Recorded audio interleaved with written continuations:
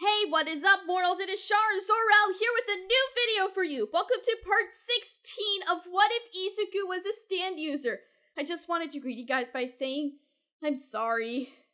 I'm very, very sorry this took so long.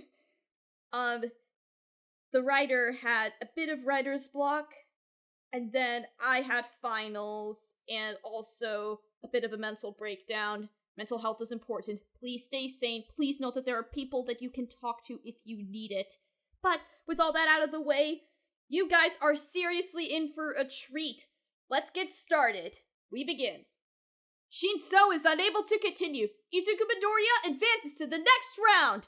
As soon as Midnight said those words, the audience watching didn't know what to think. Class A, for the most part, had a basic understanding of the weirdness that surrounded Midoriya's powers, but those in the other classes, the pro heroes watching in the crowd in the security room, and even Midoriya's mother and her company watching from home, began having very curious questions and a growing intrigue in Izuku's powers, as if the Green Knight's abilities were alien to them. Izuku, who was walking off the stage, had an uncomfortable feeling in his spine, as he felt almost all the eyes in the arena on him, as the crowd muttered to themselves about Midoriya's power and even Shinso's quirk, which would make for a great, albeit slightly terrifying, power for a hero someday. Speaking of which, Shinso, who awoke moments ago, glared at Midoriya, leaving with a mix of rage and humiliation, as if he felt he was cheated out of his match. Eventually, he too walked off with his fists balled up and a look on his face that almost rivaled the one Todoroki had during his match with Kaminari. Eventually, the Green Knight returned to his friends at the stands as Uraraka, Ida, Jiro, and even Ojiro congratulated Midoriya on his victory. Meanwhile, back in his hideout, Shigaraki stared ominously at the television as he too witnessed the aftermath of the Midoriya-Shinso bout. Moments later, he received a phone call from none other than Girin. Yo, Shigaraki, did you see that? What that Midoriya kid did to that guy with the brainwashing quirk? Girin asked. Yeah, I saw. I'm guessing your stand-using friend also saw what happened as well? Shigaraki asked. Yup, he saw everything. He says that Midoriya kid is 100% a stand user. He said that as soon as that kid was brainwashed, the stand snapped him out of it, then lashed itself onto the kid's head and somehow made him pass out. Is that right? Shigaraki responded. Girin, tell me something. The other day you made these stand users sound like they were one-man armies, but after seeing this kid fight that bird-headed child earlier and how he struggled against him, it got me thinking. Do we need this Akira guy after all? Can't we find someone with a powerful quirk to deal with him, or a Nomu or two? Possibly. Akira did mention to me that this kid's stand is nowhere near as powerful as his red-hot chili pepper. So if he had jacked up Nomu could make quick work of him, but we don't know how good he is with this stand or everything he can do with it. I mean, even if you don't need him to take this kid down, you have a chance to get someone in your ranks with a power that could take down heavy hitters like Mirko or Yoroi Musha. I'd strongly suggest you don't waste this opportunity. What do you say? Shigaraki contemplated the offer for about 10 seconds before agreeing to meet the stand-using rockstar. I promise you won't regret it. If you can convince him to join the league, your band of future misfits will be near untouchable. Alright. I'll have you to acquaintance ASAP. I also got some other underground villains I recently heard of that are interested in joining you. I'll tell you about them soon, Tomura. We'll be in touch later. Girin hung up the phone as Shigaraki's face slowly grew a cynical grin and he stared at the television, showing Midoriya in the stands with his class. Enjoy your victories while you still can, Izuku Midoriya, because you have no idea what's coming your way. Back at the sports festival, 2 matchups had just ended. The first one between the 2 Class B students Setsuna Tokage and Sen Kaibara, with Tokage taking the win within a minute and a half of the match, prompting Midoriya to take note that he'd have a strong, powerful opponent to go up against for the quarterfinals as he began brainstorming a strategy to take her on.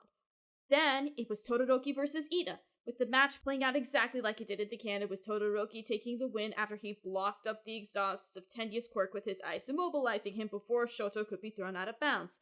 Following the match, Bakugo got up from his seat and started to make his way to the waiting room to get ready for his fight. However, Bakugo's opponent, Nato Monoma, stopped the boy from leaving as he popped his head over the wall spacer. "Hey, Bakugo.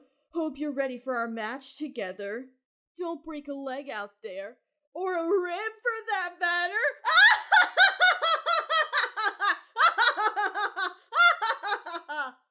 Bakugo scowled at Monoma's words as he angrily responded, "I'll kill you," before he walked off, leaving Monoma cackling at Bakugo's words before redirecting his attention to Midoriya, who was writing notes about Todoroki and Ida. "Hey, Midoriya." Izuku turned his head to the Class B blonde. "I understand you're the one who'll be going up against Tokage soon. Well, I just wanted to give you a bit of advice before your fight. Quit now and save yourself the humiliation you're gonna experience!" I may not have a clue as to what kind of quirk you got, but I doubt it matters. Tokage already took out your class's top student. What on earth do you think she's going to? Monoma stopped as he saw Kendo's shadow coming his way with her fist already enlarged, ready to knock him out. "Whoa, hey, Kendo, come on, you can't knock me out, my match is next." "Then I suggest you get going. Now. You're making Yanagi and Tsunotori uncomfortable." "Oh, come on, there's nothing wrong with teasing the enemy. It's called mind games, Kendo." "Monoma, leave. Now." "Alright, I'm going. Sheesh." Monoma walked off as Kendo sighed and peeked over the walls separating the hero classes and apologized for Monoma's behavior. Her eyes then spotted Izuku. "Oh, hey, Midoriya." Izuku's head turned towards the orange girl. "Good job in your fight earlier against Shinso. You did great out there. Way to take it to him." Kendo followed up with a brief thumbs up as she went to sit back down with her friends, as Izuku redirected his attention to his journal to get ready for the Bakugo-Monoma fight. "Alright, sports fans, it's time for the last match of the quarterfinals. We got a hero course showdown between the two blocks with drastically different personalities. It's Class A's Katsuki Bakugo versus Class B's Nato Monoma!" Bakugo glared at Monoma with his usual sadistic look, while Nato gazed back with his signature condescending smirk. "What the hell are you looking at me like that for?" Bakugo asked. "Oh, nothing.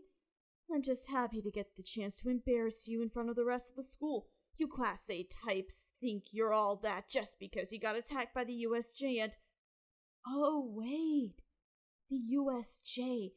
Wasn't that when you got punched so hard you messed up your ribs and almost died?" Bakugo scowled at Nato's taunting words. "You've been acting tough all throughout the games, but me and the others in Class B can see through your facade. You're hurting, aren't you? Especially after that hit Tetsu gave you during the cavalry battle. You think we're all just a bunch of pushovers, so you purposefully gave yourself a disadvantage for this tournament by not letting Recovery Girl fix your busted ribs to make this tournament interesting for you. Am I right? Well, unlike that girl you fought in your last match, I can actually put up a fight. So don't expect me to hold back because of your little handicap."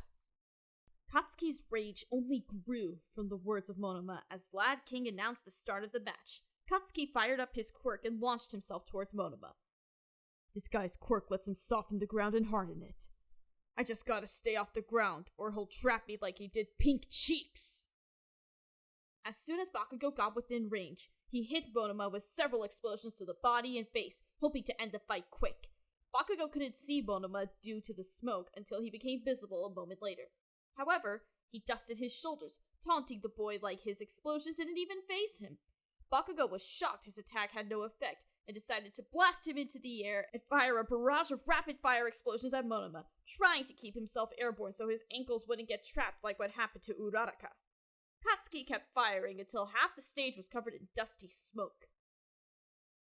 It took several moments for the dust to dissipate, but Monoma was still standing in the same spot, acting like he didn't have a scratch on him, except for his now ruined shirt and singed pants.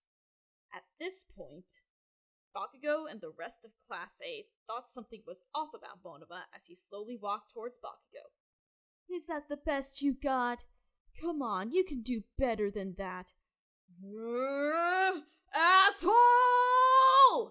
Katsuki shot himself towards Monoma, shooting out a smoke screen and launching himself into the air as he grabbed Nato's arm and used the momentum of his explosions and body to throw him towards the stage boundaries. But Bakugo couldn't throw him, as for some reason he felt twice as heavy as he should be. Bakugo quickly glanced behind him to see why this was, only to see a shiny silver haymaker flying towards him.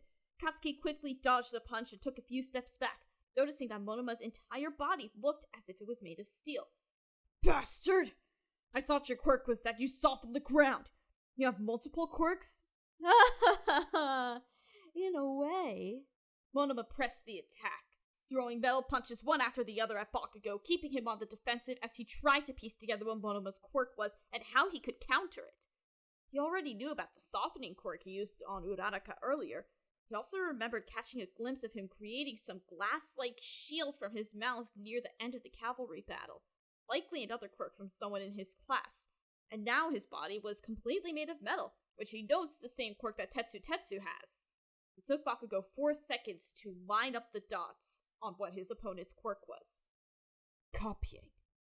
That's his quirk. It has to be. Monoma went in for another haymaker, but this time Bakugo dodged the punch and countered attack with a point-blank explosion to the face, blinding and making Monoma stagger for the first time in the match as Katsuki went on the offensive with more rapid-fire blasts to make Nato overexert his steel quirk. But the metal-headed Monoma powered through the explosions as Bakugo quickly sidestepped him and threw a blast at the side of Monoma's metal head. But the Class B student blocked the blast, grabbed Bakugo's arm, and followed up with a hard metal elbow into the red-eye teen's ribs, sending him into a shock of pain. The cocky teen followed up with the judo flip, tossing Bakugo over his shoulders and slamming him into the ground, causing his pain to further grow. AKA, watch out, watch out, watch out, watch out! Oh! Nato tried to finish the fight with the stomp to his opponent's ribs, but Katsuki flung his arms forward and blasted himself away from his opponent, sliding against the ground out of the way of danger. It took Bakugo several seconds to get up, but as soon as he glared back at Monoma, he noticed he no longer had steel covering his body as his grin grew even further. This is it! Yes! Time to finish this and prove to everyone that Class B is the top class! Nato ran towards Bakugo to execute the coup de grace and end this fight, and he knew exactly how to finish him off. Bakugo saw the fast-approaching Monoma with his hand prepped like he was going to emit something from them. He had to end this fight now, and began putting all the power he could muster into his hands. Monoma moved his hands back as Katsuki saw sparks emanating from his hand. I knew it! He can't copy quirks! He copied my power and wants to finish me off with my own quirk! Bastard! Bakugo, in a fit of rage, used his quirk to propel himself as fast as he could towards Monoma, turning himself into a human spear of sorts.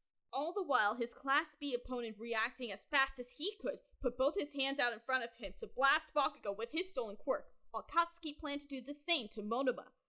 The Class B blonde found out the hard way that Bakugo's handle on his quirk trumped Monoma's, as the force and power of Bakugo's blast dominated Nato, as Bakugo sent Monoma flying back several meters.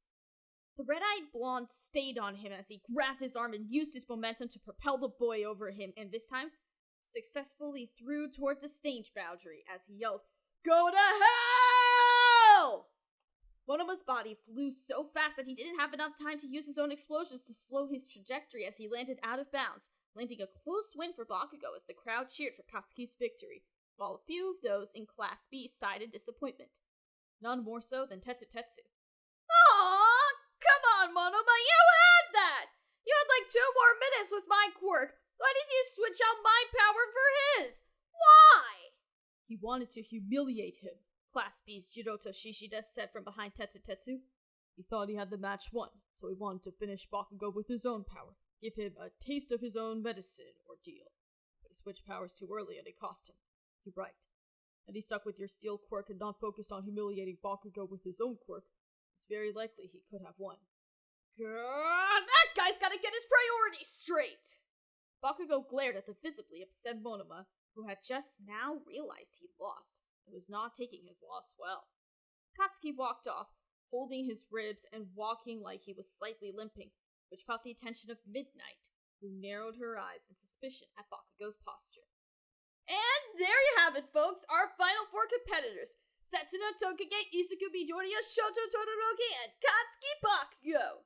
Which one of these four students will claim first place and grab those sweet bragging rights? Stick around, listeners, the semifinals will begin shortly.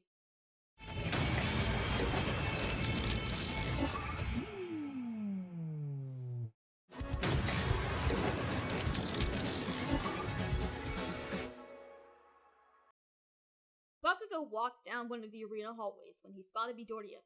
The Green Ab was on his way to his waiting room to be called out for his upcoming match. But before Bakugo passed Midoriya, he caught his attention with an irate, "Hey!" startling the green-eyed boy as he got his attention.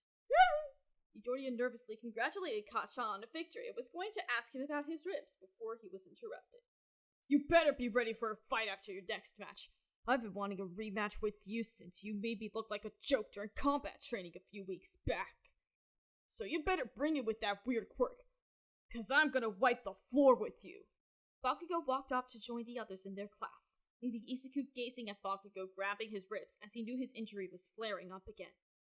He wondered how much longer he could continue fighting on for, or if he could even continue.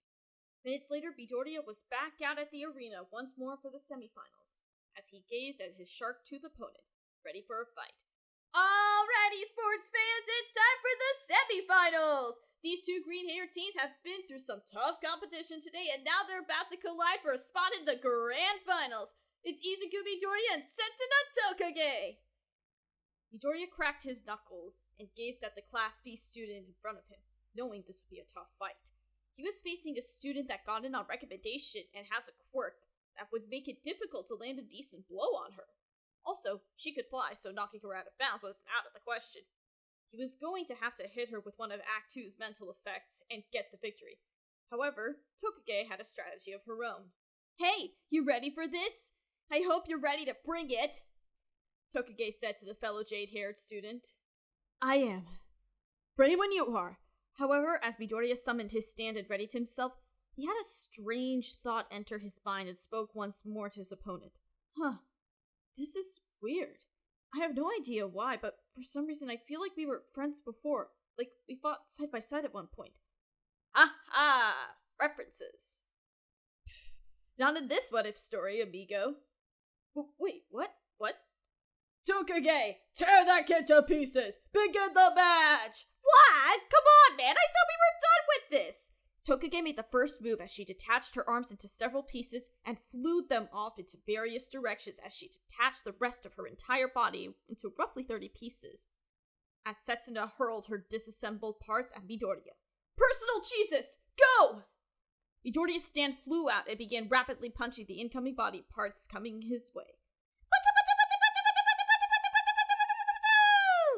But Midoriya's stand wasn't fast enough to fight back against all the parts as roughly 20 pieces made their way past his stand and attacked Midoriya with a rapid barrage of body parts, with each blow hitting him in the gut, his chest, and even his face, knocking Midoriya back as he tried blocking and throwing punches at Setsuna's body pieces and swiped them away, but they were too nimble. It looked as if Midoriya was fighting off a swarm of large purple bees that were attacking him. Eventually, Act 2 came to its master's side to help fight off Tokage's attack. However, he didn't see that Tokage reassembled her upper body, wrapped her arms around Midoriya's shoulders, and almost lifted the boy off the ground as Setsuna pulled Midoriya with all her might towards the stage boundary.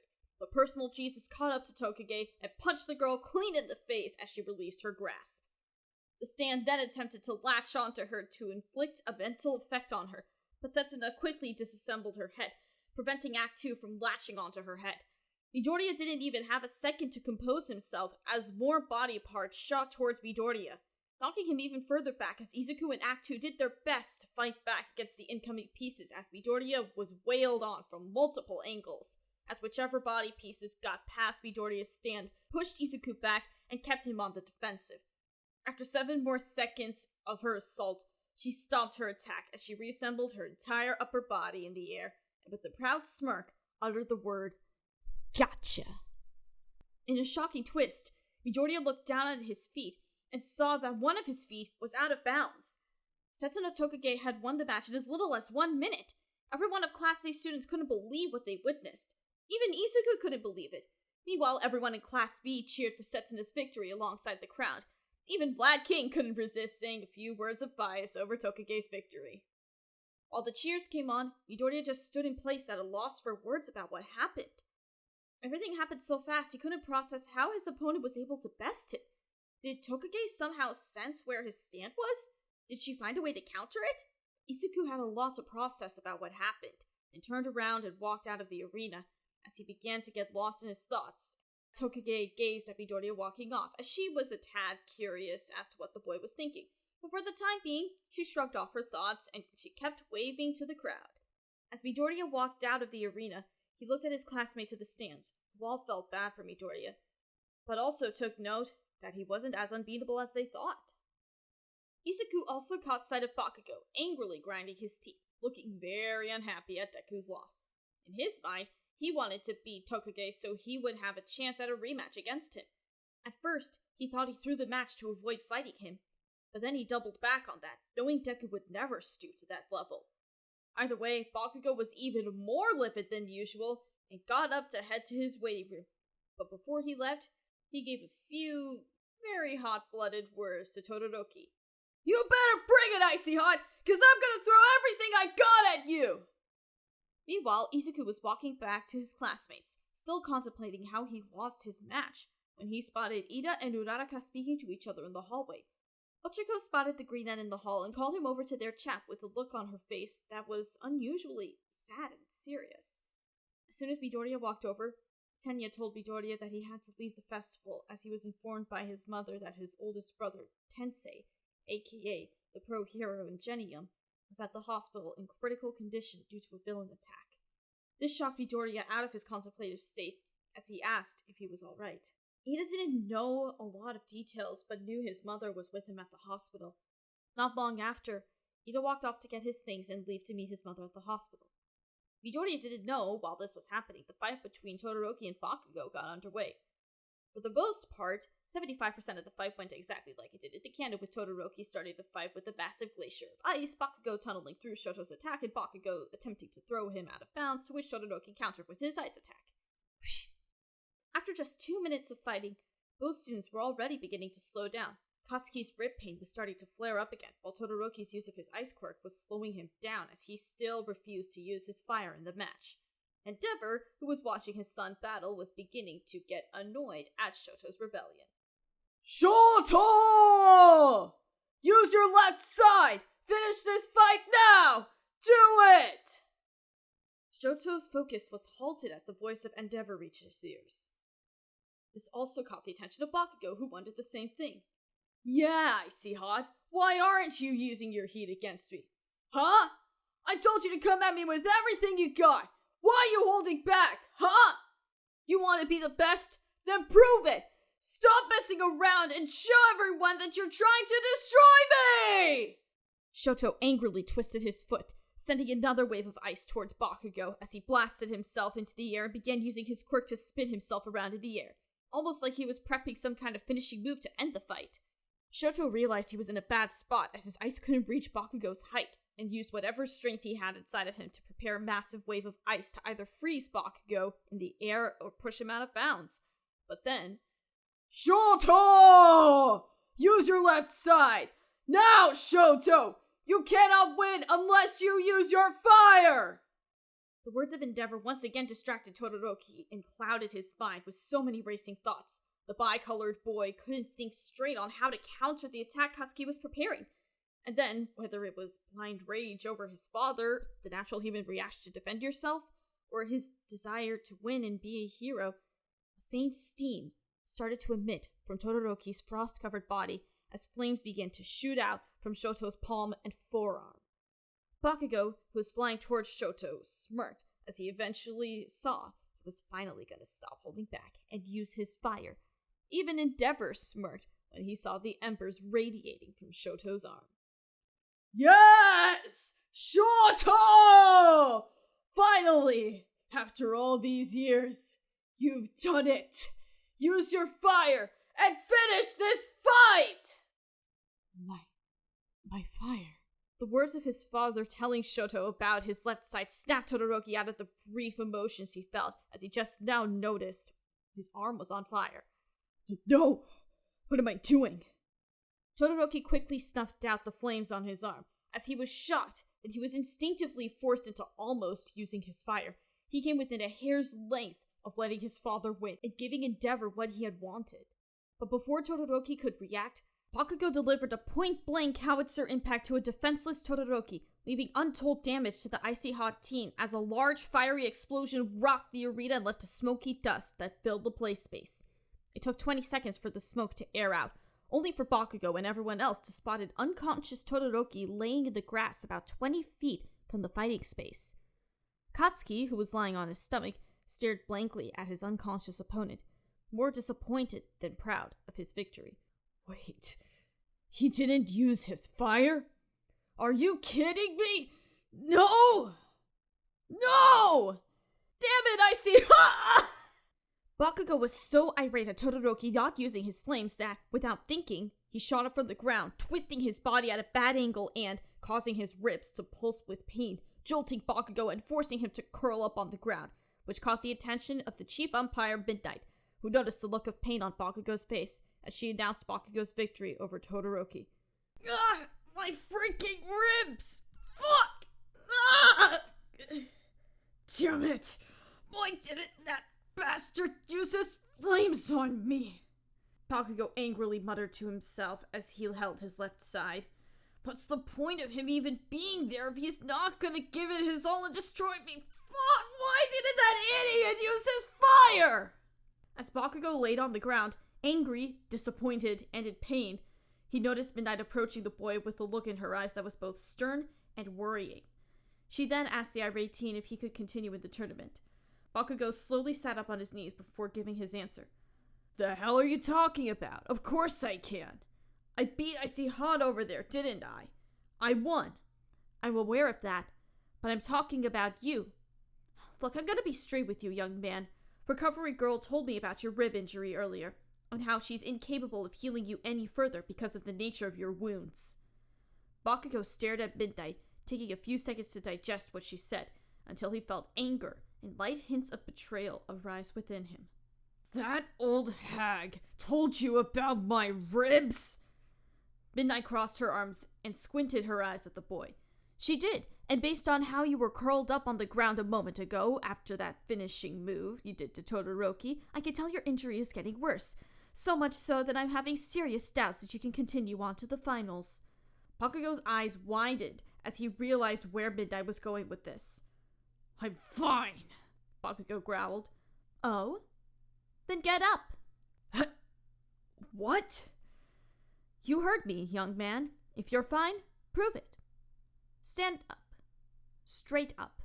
Now. Bakugo scoffed at Midnight's request as she glared carefully at the boy's posture to notice anything off with him, while Katsuki did his best to try and hide how much he was hurting, and did his best to fight through the pain as he moved his left leg to stand up, followed by his right. Within 4 seconds, he was up on his feet, but slightly hunched over. It took the kid a deep breath to straighten up his body and look Midnight in her eyes. There! I'm standing up, fine as can be. Satisfied? Katsuki was interrupted as Midnight poked Bakugo in his ribcage, jolting the teen as he hunched over, yelling out in pain as he angrily asked the woman why she did that. That was just a light poke with my finger, as if I was ringing a doorbell. It's clear to me that you are in no condition to continue participating in today's game. I'm sorry, hun. Please don't take this the wrong way, but for your personal well-being, you cannot participate in the games any longer. Bakugo did not take those words well and angrily took 2 steps towards Midnight, ready to give her a piece of his mind. No! No! You freaking hag! I didn't come this far in the tournament just to be DQ'd because of some bullshit injury! Not like this! Come on! Where's the green-haired chick that made it to the finals? I'll fight her right— Before Bakugo could finish his outburst, Midnight ripped a part of her uniform and released her quirk fragrance towards Bakugo, causing him to pass out within a split second as Midnight quickly grabbed the boy and laid him down gently on his back. Everyone in the entire arena watched what was happening with confusion as Midnight requested a meeting with the judges watching from the sidelines. Well, this is a strange predicament, ladies and germs. President Mike commentated. It appears something's going down on the stage between Midnight and Class A's Katsuki Bakugo. So much so that Midnight had to use her quirk on him. Wonder what this is about. It looks like she's having a word with the other judges as we speak, Flat King noted. It also appears that a robot gurney is coming onto the field to pick up Bakugo. Something's not right here. Midnight spoke to the judges for about 1 minute, telling them everything that was happening with Bakugo, even sending a message to Vlad King and President Mike up in the commentary booth before returning to the microphone to inform those in the arena what was happening. Ladies and gentlemen, due to a severe medical issue, Katsuki Bakugo is incapable of further participating in the tournament. As such, the winner of the UA Sports Festival by default is Class B Setsuna Tokage! Everyone in the entire audience was silent for several moments as they digested what they had just heard. Katsuki Bakugo, the boy who promised everyone he'd win the tournament, was DQ'd after his semifinal match due to a medical issue. So for the first time ever, there would be no final round matchup for the UA Sports Festival. In fact, everyone was so shocked by Midnight's announcement that no one seemed to cheer for Setsuna's abrupt victory. Except for... Yes! Ha ha ha! We did it! Us! She did it! Our incredible Tokage took the big one! It's a miracle! Monoma noticed that not one person in his class applauded for Setsuna's victory. Even Tokage herself, who covered her mouth with her palm as she was slowly digesting the fact that she just abruptly won. Did that actually happen? I won? I just won? The lizardy girl spoke out. I don't get it. If that Bakugo guy's hurt, why doesn't Recovery Girl help him? What's happening? The audience just watched as Bakugo's unconscious body was hauled away by a pair of robots as the audience started complaining about Midnight's decision. Ladies and gentlemen, I understand that all of you in the audience and those watching from home are confused as to what's happening, so let me break it down. According to Recovery Girl and Midnight, Bakugo has a serious bone-related injury that Recovery Girl, for some reason, can't heal with her quirk. This injury of his has gotten slowly worse throughout the day's events, so much so that Midnight has ruled that Bakugo cannot compete in the finals match against Tokage due to the risk of his well-being. And because Todoroki and Midoriya lost their bouts earlier, neither of them can advance on to the next round, so... Wow. I think this is the first time in UA Sports Festival history where we don't have a grand finals. Huh. Well, this is an unsatisfying showstopper. Following the abrupt ending to the tournament was the awards ceremony, and it was just as awkward and hard to digest as the ending to Bakugo's fight. Midoriya and Todoroki accepted their third-place medals with light glee, with Todoroki still looking angry and disappointed that he was actually forced to use his fire during the festival. Bakugo was chained up to the pole and was acting like a rabid animal ever since he woke up. However, Midnight gave the boy another dose of her quirk to put him out, making sure to keep the musk away from the others around her. As for Tokage, she accepted the first-place medal, but felt as if she didn't properly earn her victory. All Might told her not to think about her victory that way, as despite the abrupt ending to the festival, she fought hard today against some tough competition and should be proud she got as far as she did. After All Might capped off the first-year event with a motivational speech, everyone left for their locker rooms to change back into their school uniforms, with Midoriya having a lot of things to process about today.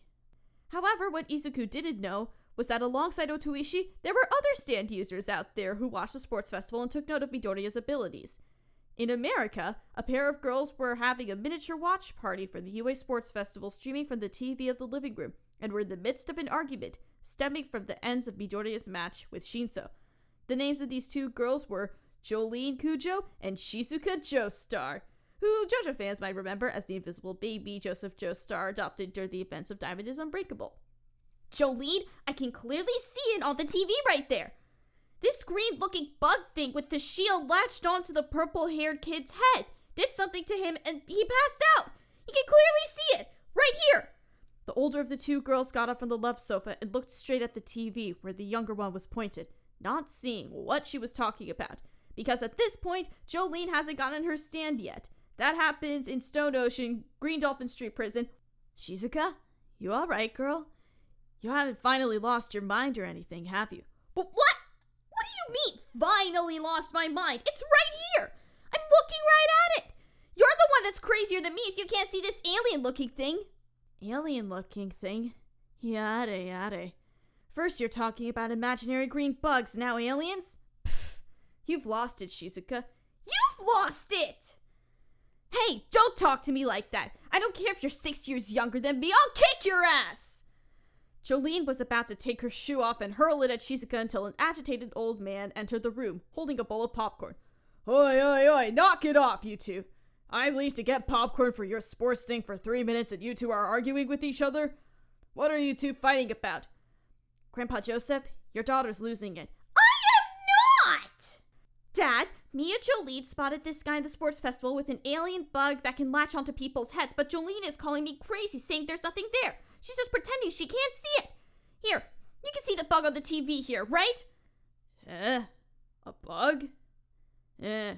Hold on. Where is this thing? Shizuka grabbed the television remote from the couch and pointed it to where Izuku's stand was on the television as Joseph Joestar sat down and adjusted his glasses at where Shizuka was pointing. Yeah, I see it. What the heck kind of a bug is that? Is that one of those powers I keep hearing about? Quacks? Quirks. And yeah, you see, Jolene? I told you I wasn't crazy. You two have gotta be kidding me, right? Just then, Joseph saw something that caught his attention. He saw Midoriya's stand fade back into his body. Joseph's eyes widened as he told Shizuka to rewind her recording of the festival. She confusedly pointed the remote at the TV and rewound it until Joseph told her to stop, which was at the part where Midoriya's stand was shaking Izuku free of Shinso's brainwashing but then faded back inside Izuku's body as per Hitoshi's order, only to reappear and latch itself onto Shinso's head. All while present Mike and Vlad were commentating on the fight, saying they couldn't understand what was going on with him. Just then, Joseph's eyes widened further and his jaw slightly dropped as his aging brain pieced together that Midoriya had to be a stand user. Oh my